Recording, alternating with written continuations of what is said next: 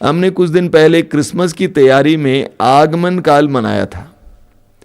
Christmas की तैयारी में 10-20 दिन से ज़्यादा हम अपने आप को तैयार किए हैं क्रिसमस मनाने के लिए। प्रभु यीशु मसीह के दुख भोग, मृत्यु और पुनरुत्थान के त्योहार को मनाने के लिए अपने आप को तैयार करेंगे। और इस समय को चालीसा काल कहा गया है। गिरजाघरों में, प्रार्थना भवनों में विश्वासियों पर प्रार्थना की जाती है और उनके माथे पर राख लगाया जाता है और उस समय बताया जाता है कि मनुष्य तू मिट्टी है, तू मिट्टी में मिल जाएगा। राख को माथे पर लगाते हुए ये विश्वास दिलाया जा रहा है, ये बताया जा रहा है कि तुम अपनी वास्तविकता को जान लो कि तू मिट्टी है। संसार में जो तू इकट्ठा करने का प्रयास करता है वो व्यर्थ है, तू मिट्टी है, मिट्टी में मिल जाएगा। इसलिए प्रभु की ओर वापस लौट आओ। लोग चालीसा काल में उपवास और तपस्या करते हैं। कुछ लोग शुक्रवार को पूरी तरह से उपवास रखते हैं, हर शुक्रवार को। कुछ लोग 40 दिन उपवास रखते हैं, एक भोजन करते हैं रात के समय। यह तैयारी का समय है। कलीसिया ने आगमन काल और चालीसा काल क्यों निर्धारित किया है? ताकि प्रभु यीशु के वे भेद, वे रहस्य जिसके द्वारा संसार को मुक्ति मिली है, वे रहस्य, वे घटना जो 2000 वर्ष पहले घटित हुई, वो आज भी हमारे जीवन में घटित हो जाएं और उसका एक अनुभव प्राप्त हो। वरना क्रिसमस समारोह होकर बीत जाता, ईस्टर समारोह होकर बीत जाता। लेकिन कलीसिया चाहती है कि हर वर्ष क्रिसमस और ईस्टर का समय हर विश्वासी के लिए अनुग्रह और कृपा का समय बने, न केवल एक त्योहार का समय बने। इसीलिए चालीसा काल मनाया जाता है। वास्तव में चालीसा काल में 40 दिन से ज्यादा समय है, इसके बावजूद चालीसा कहा गया है। 40 अंक का बाइबल में बहुत बड़ा महत्व है।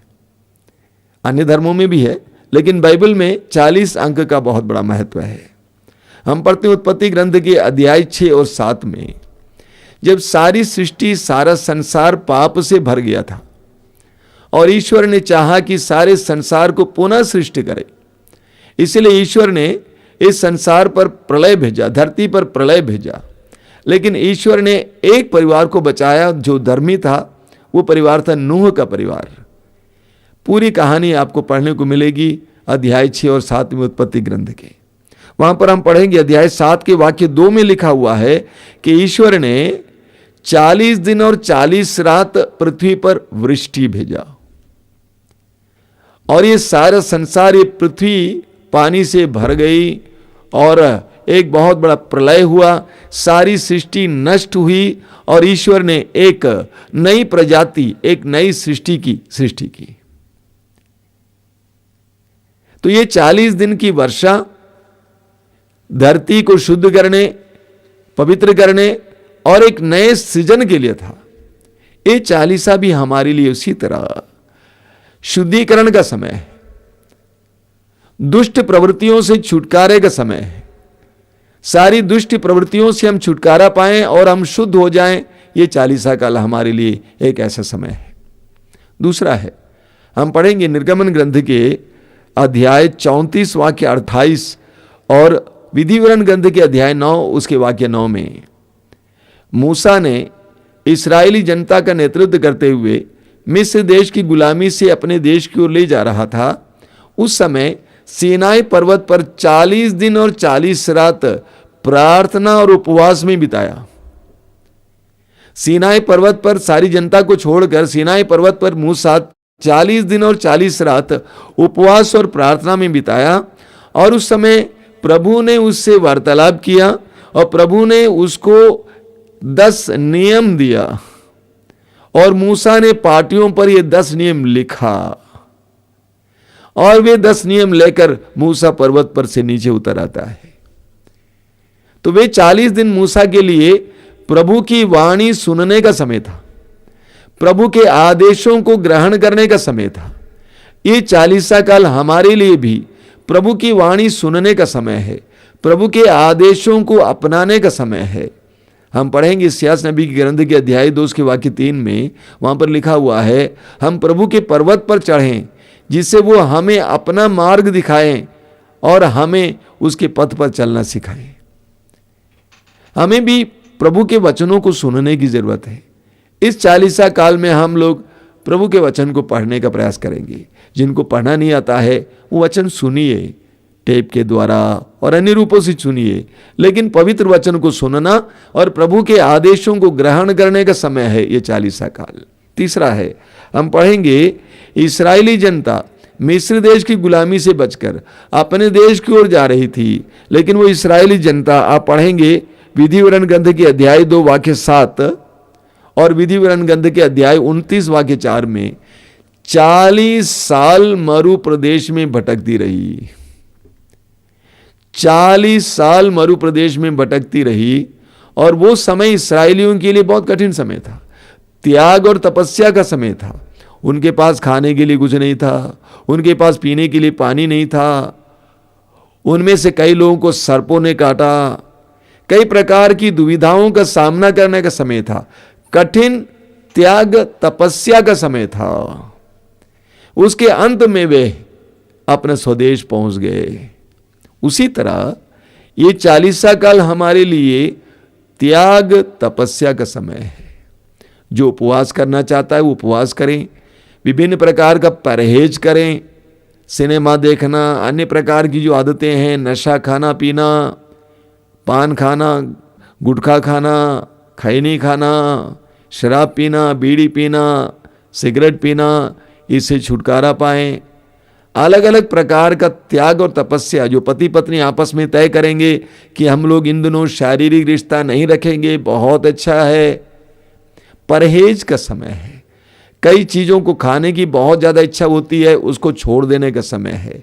तो ये 40 दिन, जिस तरह 40 वर्ष इस्राएलियों के लिए कठिन तपस्या का समय था, जिसके अंत में उनको अपने स्वदेश में प्रवेश करना था, उसी तरह हमारे लिए यह तपस्या का समय है। बोलिए hallelujah, hallelujah, hallelujah, hallelujah, hallelujah. चौथा है, हम पढ़ेंगे राजाओं के पहले ग्रंथ के अध्याय 19 में। राजाओं के पहले ग्रंथ के अध्याय 19 में आप पढ़ेंगे नबी एलिय्याह के बारे में। नबी एलिय्याह ने बाल देवता के नबियों को मरवा डाला और रानी इज़ाबेल उसके ऊपर क्रुद्ध हुई और उसको खबर सुनाया कि मैं तुमको भी मार डालूंगी। और नबी एलिय्याह वहां से भाग जाते हैं और निर्जन प्रदेश में चले जाते हैं। अपने नौकर को भी छोड़कर वो पूरा दिन चलकर निर्जन प्रदेश के दूसरे कोने तक पहुंच जाते हैं और वहां पर एक झुरमुट के नीचे लेट जाते हैं और कहते हैं कि मैं मर जाऊंगा, प्रभु मुझे मरने दीजिए, मैं थक गया, मैं हार गया, आगे नहीं जा पाऊंगा। रात के समय, उस विश्राम के समय प्रभु उसको खिलाते पिलाते हैं। और वहां पे आप पढ़ेंगे राजाओं का पहला ग्रंथ अध्याय 19 वाक्य 8 में कि नबी एलिय्याह को ईश्वर ने खिलाया और उस रोटी और पानी के सामर्थ्य से वो 40 दिन और 40 रात पैदल चलकर प्रभु के पर्वत तक पहुंच गए। एलिय्याह थका हुआ था, निराश था, उदास था, उदासीन था, लेकिन ईश्वर ने उसको सामर्थ्य प्रदान किया, ऊर्जा प्रदान किया। उस ऊर्जा की शक्ति से वो 40 दिन और 40 रात बिना खाए पिए पैदल चलकर प्रभु के पर्वत तक पहुंच गए। बहुत सुंदर प्रतीक है। हमारे लिए भी ये 40 का समय इस तरह का समय है, प्रभु से ऊर्जा प्राप्त करने का समय। अगर हमारा विश्वास टूट गया, विश्वास को बढ़ाने का समय, विश्वास में दृढ़ होने का समय। ये 40 काल हमारे लिए, अगर हम निराश रहे, उदास रहे, उदासीन रहे हैं, ऊर्जा पाने का समय है, आशा पाने का समय है, अपने में पुष्ट होने का समय है और प्रभु के पर्वत के पास जाने का समय है, प्रभु के सानिध्य में जाने का समय है। मैं प्रभु को धन्यवाद देता हूं कि हमारे क्रिस्त भक्त लोग 40 काल में बढ़ चढ़कर प्रभु के सानिध्य में आते हैं, प्रार्थना के लिए आते हैं, प्रार्थना में समय बिताते हैं। बोलिए हालेलुया, हालेलुया, हालेलुया। पांचवा हम पढ़ते हैं प्रभु यीशु के बारे में। प्रभु यीशु ने 40 दिन और 40 रात उपवास और प्रार्थना की। लूकास के समाचार के अध्याय 4 उसके वाक्य 2 में लिखा हुआ है कि प्रभु यीशु ने 40 दिन और 40 रात उपवास और प्रार्थना में समय बिताए। अपने सुसमाचार के प्रचार और घोषणा का कार्य शुरू करने से पहले प्रभु ने 40 दिन और 40 रात उपवास और प्रार्थना में बिताया। और वहां पर हम पढ़ते हैं कि प्रभु का प्रलोभन हुआ, परीक्षक ने उसकी परीक्षा ली, लेकिन 40 दिन और 40 रात के उपवास और प्रार्थना के द्वारा प्रभु यीशु पवित्र आत्मा से भर गए। लूकास अध्याय 4 वाक्य 14। पवित्र आत्मा से पुष्ट होकर शैतान को प्रभु ने हराया। प्रभु ने कहा, हट जाओ शैतान। ये 40 काल हमारे लिए भी इसी तरह के संघर्ष का समय है। हम जानते हैं कि हमारे जीवन में हमें विभिन्न प्रकार की आत्माओं से लड़ना पड़ता है। एफेसी अध्याय 6 वाक्य 12। हमें विभिन्न प्रकार की आत्माओं से लड़ना पड़ता है। लड़िए, इस 40 काल में उसको हराइए। अगर मेरे अंदर वासना की आत्मा हमेशा कार्य करती है, उसको हराइए। अगर मेरे अंदर बहुत ज्यादा लालच है, उसको हराइए। अगर मेरे अंदर बहुत ज्यादा क्रोध है, उसको हराइए। तो ये 40 काल हमारे लिए शैतान से लड़ने और उसको हराने का समय है। बोलिए हालेलुया, हालेलुया, हालेलुया। तो जो आने वाले बुधवार से जो 40 काल शुरू हो रहा है, वो हम सब के लिए अनुग्रह का समय है, आशीष का समय है, शुद्धिकरण का समय है, प्रार्थना का समय है, वचन सुनने का समय है और प्रभु के सामर्थ्य से भर जाने का समय है। बोलिए हालेलुया, हालेलुया, हालेलुया। और इस पूरे 40 काल का भाव है, जैसे आप जानते हैं आगमन काल का भाव क्या था। मैंने आपसे कहा था आगमन काल का भाव था आइए प्रभु यीशु। और इस 40 काल का भाव ठीक इसके विपरीत है। प्रभु हमें बुला रहे हैं, मेरे पास लौट आओ, वापस आओ। ये इसका भाव है। लौट आओ, वापस आओ, रिपेंट, पश्चाताप करो, ये इसका भाव है। पश्चाताप करो, वापस आओ, लौट आओ पिता के भवन की ओर। यह 40 काल का भाव है। और इसीलिए प्रतिदिन हमें प्रभु की इस आवाज को सुनना चाहिए। जब से आदम और हेवा ने पाप की अपराध किया, ईश्वर की आज्ञा का उल्लंघन करके अदन बगान से बाहर गया, उस समय से प्रभु ने अपने नबियों के द्वारा, अपने भक्तों के द्वारा विश्वासियों को आमंत्रित किया है, कहा है वापस आओ, वापस आओ, वापस आओ। पूरी बाइबल में हमें पढ़ने को मिलता है पश्चाताप करो, वापस आओ। पश्चाताप का मतलब क्या है? यूनानी भाषा में एक शब्द है मेटनोइया। मेटनोइया का अर्थ है पीछे मुड़। पीछे मुड़। जिस मार्ग से तू जा रहा था वो मार्ग तुम्हारे लिए अच्छा नहीं है, वो तुम्हारे लिए हानिकर है, विनाश का मार्ग है। बेटा बेटी पीछे मुड़ो और वापस आ जाओ। बाइबल में हमें विशेष करके नए विधान में उस उड़ाऊ पुत्र के दृष्टांत में पश्चाताप और वापसी का एक सुंदर नमूना मिलता है। उस धनी इंसान के 2 बेटों में से दूसरा बेटा अपनी इच्छा से पिता से संपत्ति का अपना हिस्सा लेकर परदेश चला जाता है और बुराई में उड़ा देता है। वहां पर अकाल पड़ता है, खाने के लिए कुछ नहीं मिल रहा था। अंत में उसने सुअर चराने का काम शुरू किया। लेकिन एक कृपा का समय ऐसा आया जब उसको इसका एहसास हुआ कि मैं कहां हूं, मैं कहां था, मैं कहां से हूं, कहां आया हूं, मैं कैसा था, आज मेरी क्या दशा हो गई है। सुसमाचार में लिखा हुआ है वो होश में आया, वह होश में आया। ये हमारे लिए मेरे भाई और बहनों होश में आने का समय है। दुनिया में बहुत सारे लोग मदहोशी में हैं, बेहोश नहीं है, मदहोशी में है, होश में नहीं है, सच्चाई के करीब नहीं है, मस्त हैं, ढूंढ रहे हैं, भटक रहे हैं, घूम रहे हैं, किसी तरह जिंदगी जी रहे हैं, खा पी रहे हैं, कपड़े लत्ते में पैसा बर्बाद कर रहे हैं, होश में नहीं आए हैं। तो ये 40 काल सबसे पहले हमें उस उड़ाऊ पुत्री की तरह होश में आने का समय है।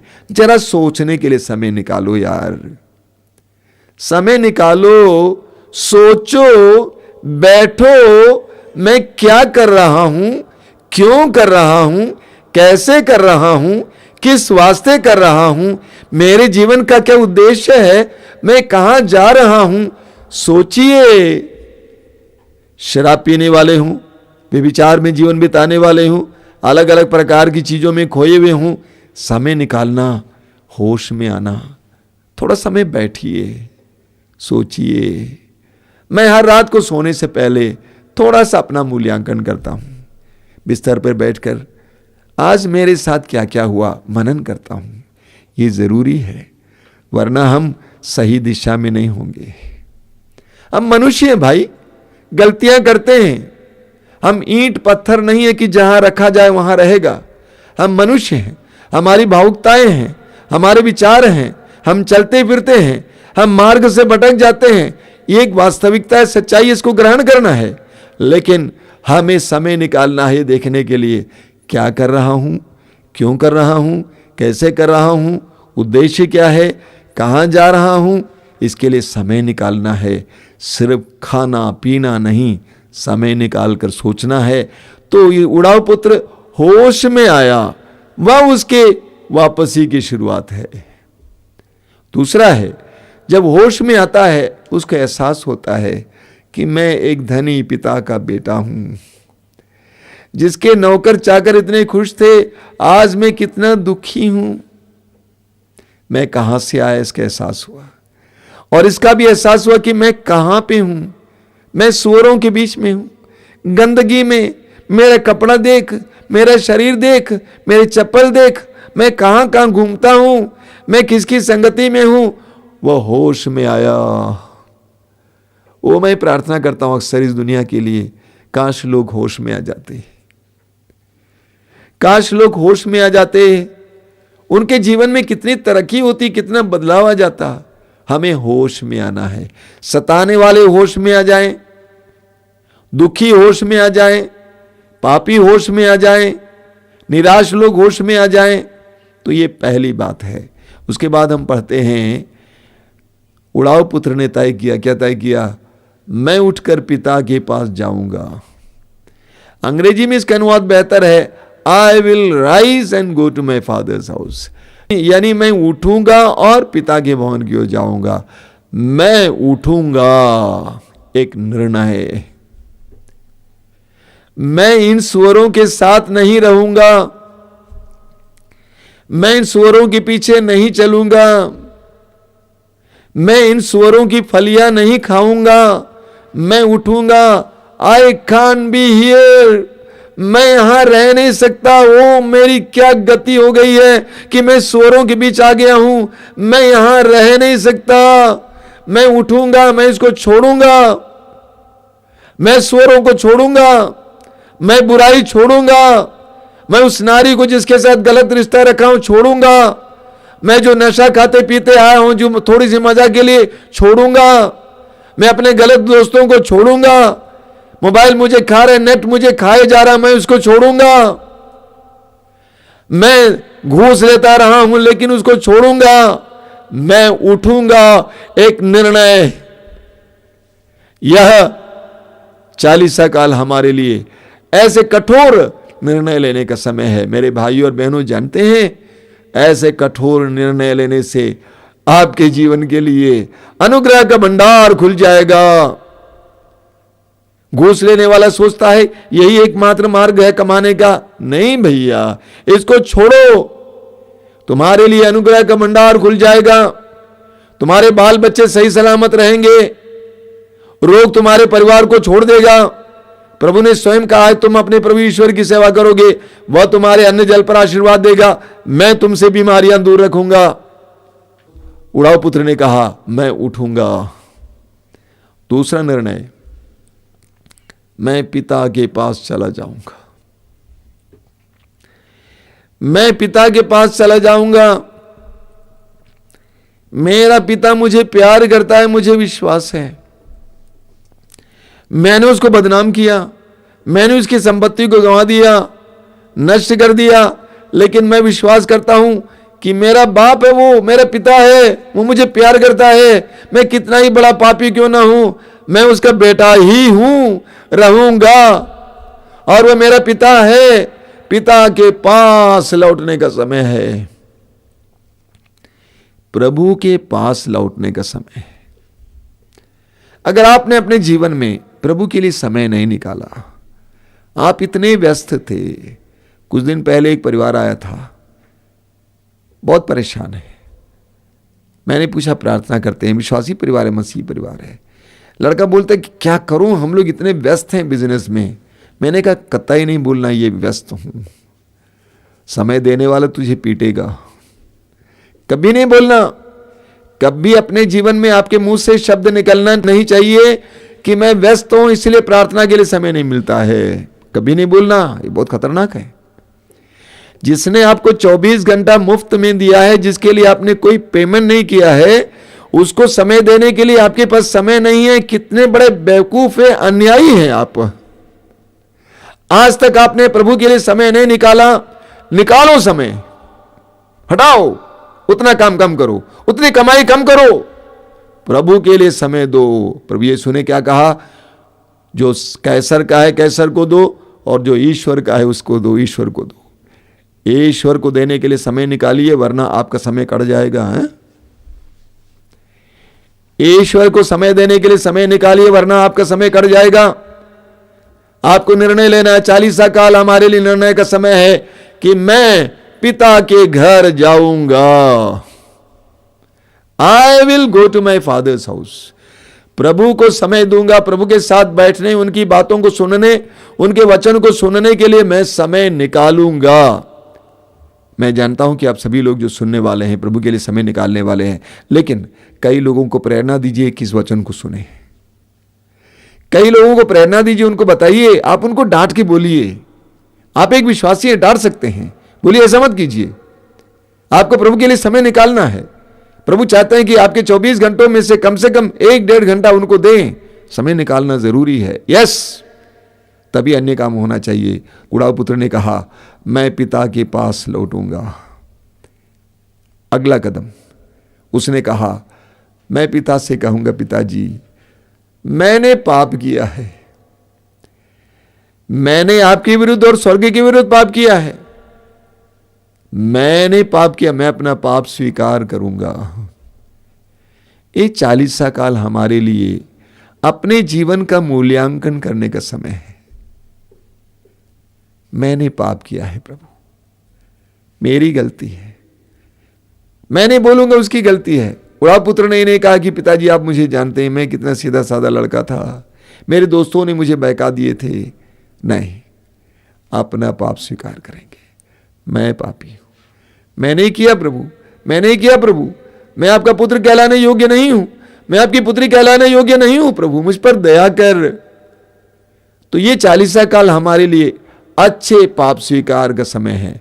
अगर आप में से कोई कैथोलिक हैं और आपने अच्छा पाप स्वीकार नहीं किया है, अच्छा पाप स्वीकार करना शुरू में करना, अंत में नहीं, ईस्टर से पहले नहीं करना, अभी करना, ताकि ये 40 काल आपके लिए अनुग्रहकारी हो।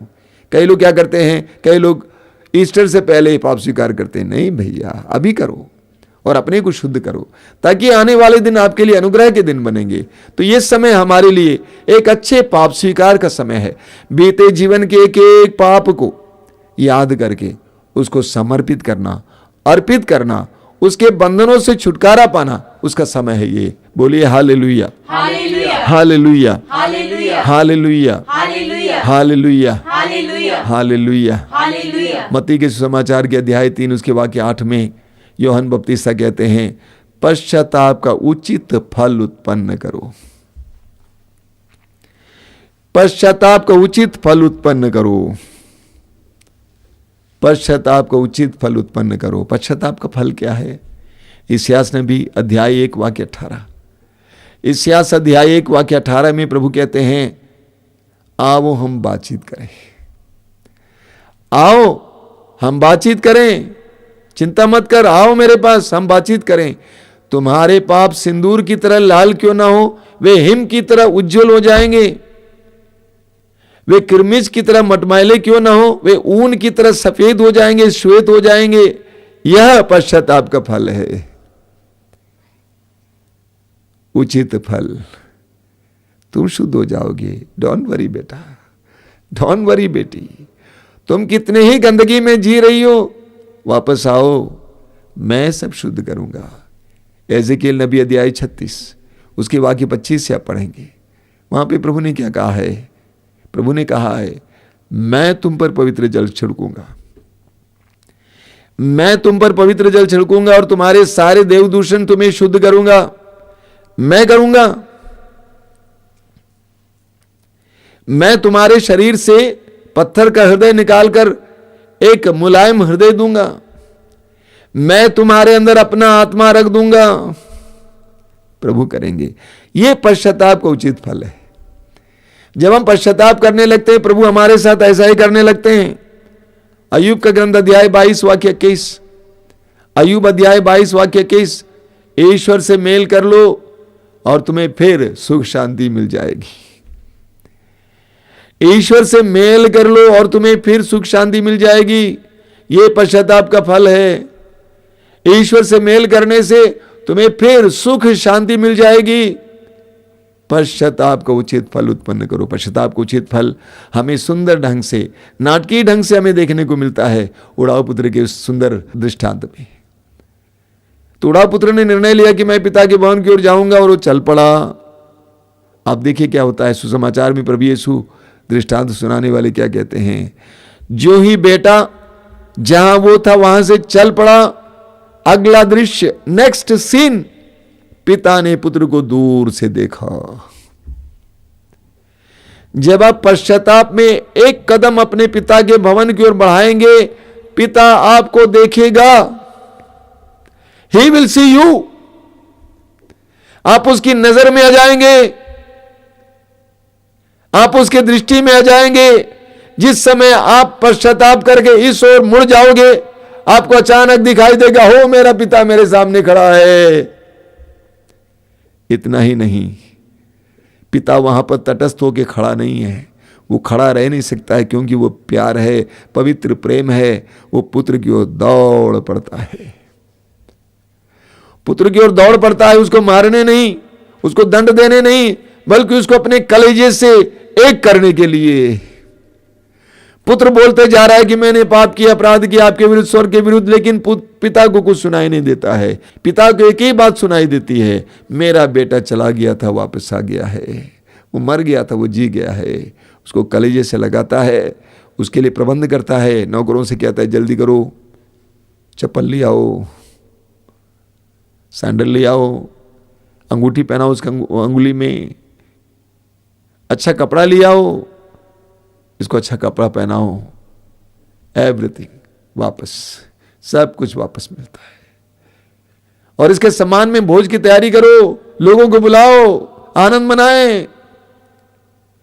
यह है पश्चाताप का उचित फल। मेरे प्रिय भाई और बहनों, इस्यास नबी अध्याय 30 वाक्य 15 आपने बार बार सुना है। वहां पे लिखा हुआ है, पश्चाताप और स्वीकृति में तुम्हारा कल्याण है। पश्चाताप और स्वीकृति में तुम्हारा कल्याण है। यस, घूस, व्यभिचार और अन्य चीज में नहीं है। तुम्हारा कल्याण पश्चाताप और स्वीकृति में है। जब मनुष्य पश्चाताप करने लगता है, प्रभु ईश्वर उसके साथ वही करता है जो उड़ाऊ पुत्र के इस दृष्टांत में आपने सुना। भरपूर दे देता है, सब कुछ का प्रबंध करता है, नौकरी का प्रबंध करेगा, बच्चों की शादी का प्रबंध करेगा, सब कुछ का प्रबंध करेगा, लेकिन पश्चाताप करना है, घमंड छोड़ना है। हमारे अंदर बहुत घमंड है, घमंड छोड़ना है। उड़ाऊ पुत्र अगर सोरों के बीच में बैठे बैठे ये बोलता रहता, मैंने पाप के इसीलिए मैं यहां बैठा हूं, मैंने पाप के इसीलिए मैं यहां बैठा हूं, और रोता रहता, कोई फायदा नहीं होता। उसको अपने घमंड को तोड़ना था, छोटा बनना था, उठना था, पिता के भवन की ओर चलना था। तब उसकी जिंदगी में पिता की अनुग्रहों और कृपाओं की वृष्टि हुई। मेरे प्रिय भाई और बहनों, ये 40 काल हमारे लिए बहुत अनोखा समय है। मैं फिर आपको याद दिलाना चाहता हूं, अधिक से अधिक भाई बहनों को, जो रिश्तेदार आपके हैं, फोन करके बोलिए इस प्रवचन को सुनने के लिए। ये आपकी ओर से एक बहुत बड़ा सुसमाचार प्रचार का कार्य होगा। ये इसलिए नहीं कि हम चाहते हैं कि हमारे व्यूज बढ़े, हमारे व्यूज ना बढ़े, कोई आवश्यकता नहीं है। हमें कोई बिजनेस नहीं करना है यहाँ पे, हमें कोई नाम नहीं कमाना है, मुझे कोई नाम की जरूरत नहीं है। लेकिन आप अधिक से अधिक लोगों को बताइए कि इस प्रवचन को सुने, क्योंकि हम इसको अलग से भी यूट्यूब में डालेंगे। इस प्रवचन को सुने और प्रभु की ओर लौट आए। उनको जीवन का रहस्य बताइए कि पश्चाताप और स्वीकृति में आपका कल्याण है, आपके परिवार का कल्याण है। आंखें बंद कीजिए।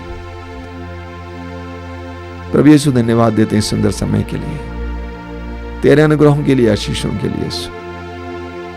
तू कितना हमसे प्यार करता है। तू चाहता है कि हम वापस आएं और जीवन प्राप्त करें। जैसा कि हम पढ़ते हैं इस्यास नबी अध्याय 53 में लिखा हुआ है, वाक्य 6 में, हम सभी लोग भेड़ों की तरह अपनी अपनी राह पकड़कर भटक गए। हाँ प्रभु, मान लेते हैं हम सभी लोग भेड़ों की तरह अपने अपने मार्ग पर पकड़कर भटक जाते हैं। हम अपनी सोच के अनुसार जीवन जीते हुए भटक जाते हैं, परेशान हैं, दुखी हैं। प्रभु तेरे पास आने की कृपा दीजिए। ये 40 काल हम सबके लिए अनुग्रह का समय हो, आशीष का समय हो।